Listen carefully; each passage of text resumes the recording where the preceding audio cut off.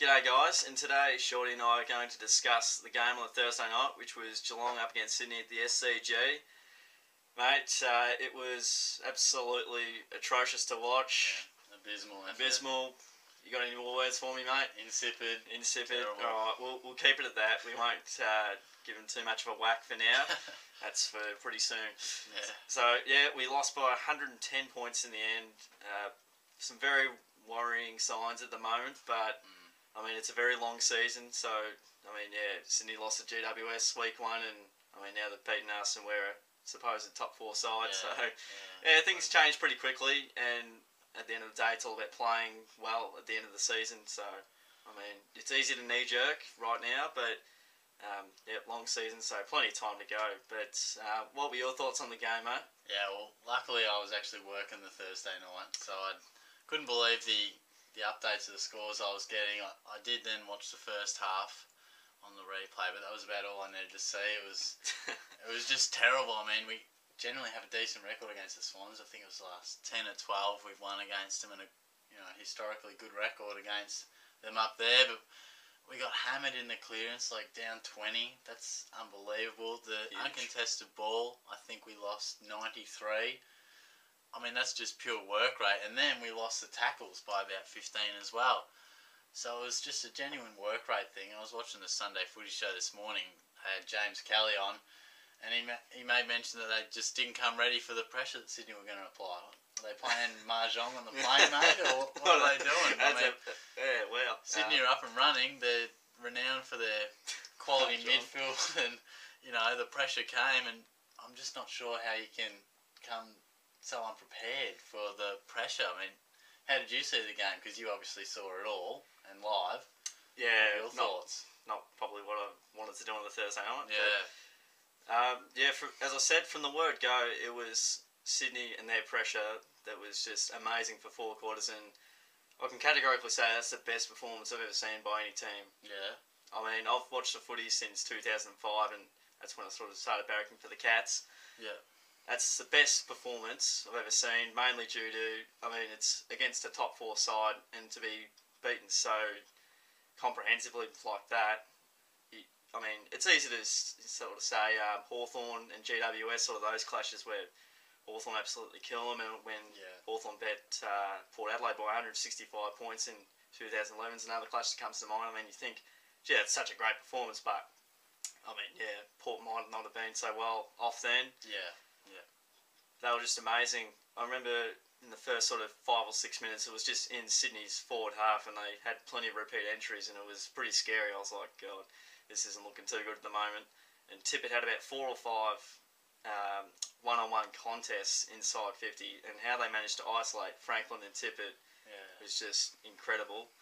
And luckily Tippett didn't kick 2 straight, but he still got 5 goals in the end, which I guess was always going to happen with the undermanned back line. But yeah, you got to play plenty of credit to the Swans. Like, as poor as Geelong were, it was probably a lot of it came about from perceived pressure from that amazing opening 15 minutes, and it just rolled on. And in the past, we've sort of had that on-field leadership to wrestle the momentum back and know when to pull the trigger and know when to not. But we didn't really have that, and that's just due to lack of experience. But very, very disappointing result there. Yeah, it was a huge loss in the end. But the Swans just dominated around the contest, and as you say, killed it on the outside, and that seems to be a bit of a feature in the losses. I mean, even our quickest players like Murdoch couldn't catch some of the Swans. And I mean, probably another sort of factor, I mean, they would have been pretty fresh off the bye, but I thought, sometimes teams come off the bye and then they're sort of a bit too relaxed and they don't get into the game as well. But as I said, from the word go, they just absolutely dominated, and there was barely a moment where Geelong got through without someone getting a hand in there, and I saw that so many times where the Swans, they just sort of half attempted to sort of make a spoil or, dispossess the other player. Happened more times than I've ever seen it this year. I think it was amazing, work rate, and just, all mindset really. So, and even when we had the footy, that entry into our 450 was just horrific early. Disposal efficiency. I mean, you can be up against it, but you got to be efficient and make the most of your chances, and we just didn't even do that. And like you say, we smashed in certain areas, but we were smashed in pretty much every area in the Oh. end, which is, yeah. Showed in the result, didn't it? Yeah. They really just could not hit a target. And mate, you learn in under 12s, or maybe even under 10s, sort of first option. Yeah, you do, mate. First half, or probably for the whole game, they just tried to take the game on. I mean, that's what you're supposed to do, but when there's an option there, just give it. I mean, it's pretty simple, under 10s, under 12 stuff, and we couldn't do that. And I mean, that's footy 101, that's the absolute basics you can get. And you've got to get the basics right to be a chance, and we certainly didn't show that, which was exactly a huge concern. But a mile away from it, yeah. Well, you're not giving your votes for this week, mate. You no votes, mate. Spat the dummy. So no votes. Well, Blitzarves, from what I saw, he was pretty good. I mean, honourable mention to him, like a new position, played pretty well, but I'm making a stand. No votes this week. That's all right. I mean, no one was that fantastic. Absolutely. I'll chip in with my 3 then. Obviously, I gave 3 to Mark Blitzarves. He was quite exceptional. Well, for our side anyway. He got 20 disposals and took 7 marks, and it was pretty solid down back. I mean, even though we got monstered down there, took a few uncontested marks and showed he could read the play well. A lot of confidence in those marks. Wasn't sort of juggling. It was just one grab, and I thought his contribution was really, really handy. Probably made the margin a bit less having him in the back line. I reckon they should persist for that. I think he's pretty handy down back, and certainly does a good job. 2 votes to Matthew Stokes. First time he's getting votes this year. Probably been close a few times. He got 30 possessions. I think he got a few tackles as well. I thought he used the ball better than most of our players on the night. I mean, loves getting a lot of uncontested footy. Yeah. He was just, I guess, better than other players. That's probably the only really way I can put it. And equal amount with Joel Selwood in terms of disposals. Yeah. Hamish McIntosh will get my 1 vote. He got 28 hit-outs and he took 5 marks, and I thought his work rate was quite well. I mean, I think 5 marks is their second amount of most marks taken. I mean, marks aren't everything, but it was good to see someone actually clunking them, and 28 hit-outs. We absolutely dominated in the ruck, and I just thought, he contributed really well. So, and it was very tough to sort of pick that one. It could have been maybe Selwood or Johnson or Duncan, but maybe just not quite up to scratch. But these things not always happen. They happen from time to time. That's all good. Who's on your chopping block this week, mate? Yeah, the chopping block. I mean, the coaching staff is first off. Oh boy. On the chopping block. I just think these are the same problems that seem to pop up. The clearances, the winning the ball around those stoppages, and the forward line set up, if you like. Has it been sort of bandaged up with the winning? I'm not sure, but it couldn't be after Thursday's performance. I think some changes need to be done, and if they can't address those, then maybe the real worry is that we don't have the cattle to actually do it. You sort of expect Geelong to just naturally bounce back, but I mean, we have had poor losses of late, like Port Adelaide and Fremantle. This one's obviously the worst. Yeah. But I think it's really in their hands to, try something different, change it up. It's just not working at the moment. But as far from a player point of view, I think obviously we've got Lonergan and Enright to come back in. I think Sheringham, he probably needs to go. I think he's had a bit of a rest. And another whack for the coaching staff was Billy Smets. I don't know what they were thinking there. He played 1 match in the VFL. He wasn't in the best. You've thrown him in after not playing footy for a long time against a Raring Swans outfit, and he's made to look stupid. I mean, it's just unfair on Billy. Yeah. He's a classy player, and he'll be there in our best side for years to come, I think, but it's just a dumb move. There's no need to play him, and if anything, he should have been sub. And I think Dawson Simpson also needs to have a bit of a rest. I've been on the Josh Walker bandwagon for a long time. Yeah. And I think he needs to finally come in to help out Tommy Hawkins, because he's not going to be able to shoulder it all year. We need another option. The forward line was dysfunctional on Thursday, so I think we need Walker. Just give him a crack. I mean, if it's Mitch Brown or if it's Shane Kirsten, give someone else a crack.